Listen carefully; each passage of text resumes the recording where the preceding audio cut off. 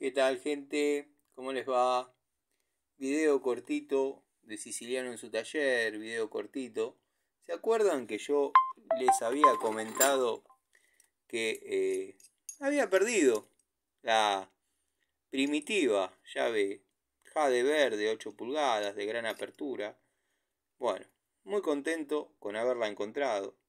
Yo estaba seguro que estaba dentro del taller, porque obviamente en alguna devolución que les hice, en algún videíto, la hemos revisado, la hemos analizado juntos y bueno, nada, después la perdí de vista, como es una herramienta de gran utilidad para mí, más allá de la marca, el nombre y demás, como digo siempre, utilicé otra que tenía guardada a modo de reserva.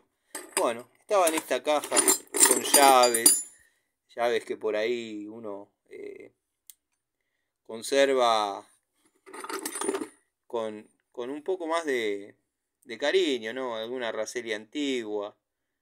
Esta es una 16. Bueno, tenemos acá una 15. Estaba la Dowidat de 3/4, una de las Dowidat que tengo. Las doradas. Bueno, nada.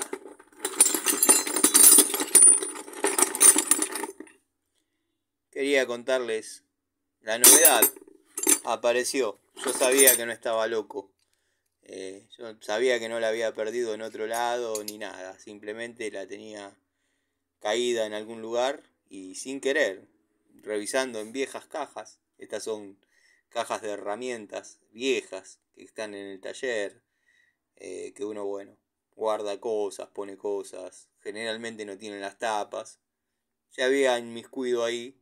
Y hoy, buscando algunas cosas para un futuro videíto que voy a hacer, la encontré. Contento. La verdad que estoy contento. Estoy contento como... Bueno, no vamos a decir quién. Encontré un tubo de antigua generación, 28. Este lo busqué bastante también. De...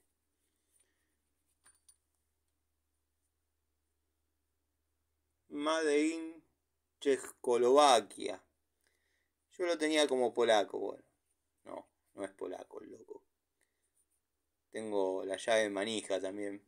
Un amigo compró una caja nueva de estos, pero todos en pulgada.